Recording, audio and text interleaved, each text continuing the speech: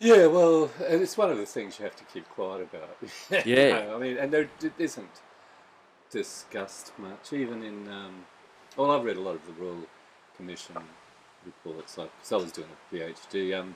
That's how I come to write these books. I'm doing my PhD on the history of cannabis prohibition in Australia. So, We should have opened with that. yeah, I should. And I should point out the fact it's been downloaded over 20,000 times. You know, it's probably the most popular PhD in Australia. So it does sort of inform the debate in Australia.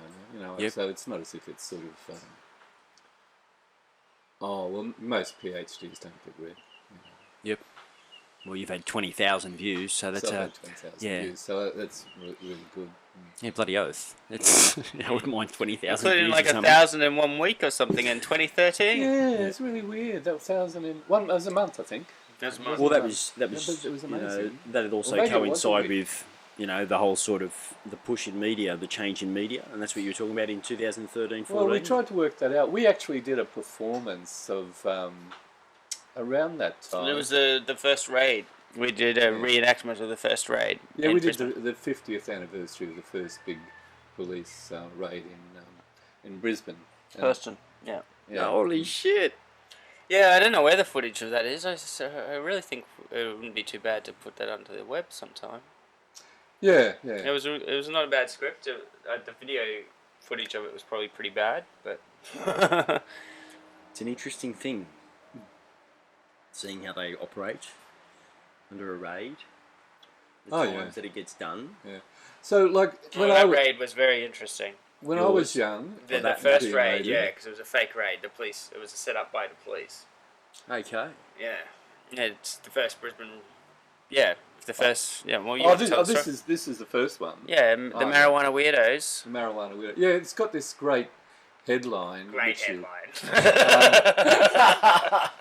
marijuana seized and swooped by police on weirdos. Yeah. Oh, And We're the weirdos, we are. weirdos is just what gays will sort of, what we'd call Yeah. gays now.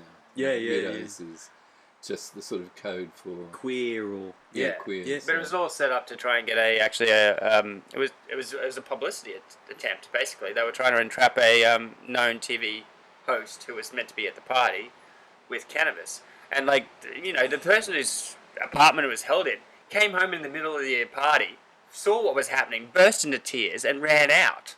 The police had set it up in her apartment without even her knowing. It was yeah, and then court cases and the guy who actually brought the drugs gets away out scot free. Yeah, well, he's probably working for Glenn Patrick Hallahan. There's like in terms of police corruption in Queensland, the Rat Pack, the dominant trio, are Tony Murphy, Glenn Patrick Hallahan, and Terry Lewis. Lewis becomes police commissioner under Bjelke Peterson, and Tony Murphy gets to be in charge of northern Queensland. He gets to be assistant commissioner for North Queensland, which is where most of the pot's being grown. So Okay. So like they're well and truly established in the drug trade. In fact, the joke's got quite a lot about that. That's largely what the joke's about. The joke's more about And have you experienced any... corruption in Queensland rather than. Whereas, look, I didn't say this before. I want to say this now. The gang I wanted to name You said that. was the Corset Gang. Yes, yeah, you did. When we jump back on, you made sure you let us know straight off the good, bat. good, Yeah, yeah. no, 100%. Okay. No, you already Right. brought us back to it, John. Yeah, good. Yeah, Yeah. because like there is Queensland and New South Wales police are a sort of like they work together in terms of corruption. Like Paul, can you do me a favour? That's all right. Give me 1 sec. I've got it, gents. Before we get interrupted by the big fella. Oh, big fella. You opened the door, didn't you? Was it me? Come on. Let's go.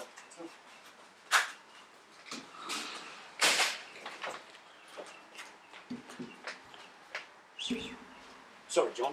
Go on. well, originally what I call the Sydney connection is run from Sydney and New South Wales, and Sydney's the sort of centre of the drug trade in Australia, round about 1977, a guy called Donald Mackay is murdered in Griffith, and because he's an important political figure, and because he's sort of been on about marijuana growing in Griffith, there's a series of royal commissions which investigate his murder, and it's all part of a cover-up. The New South Wales police managed to cover up everything, but it means that the drug trade in Australia, or the cannabis trade in Australia, gets shifted from Griffith to Atherton, North Queensland, and so it moves from being controlled by the corrupt Sydney police to being controlled by the corrupt Queensland police. But they've always, well, ever since the 1950s or 1960s,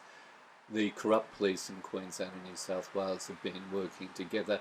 There's a scheme which is sort of developed at that time to sort of try and improve the police forces by getting detectives from, say, well, the drug squad or the armed hold-up squad in Queensland to spend a month with the drug squad or armed hold-up squad in New South Wales. And the idea is it'll improve the police. Okay, yeah. It's just laughing. But what it does is it brings the corrupt police of Queensland and New South Wales together, and they developed this system whereby they're sending, bank robberies is a big thing. Back then it's a big thing. So they're sending Sydney bank robbers up to Queensland to do bank robberies, and Queensland bank robberies.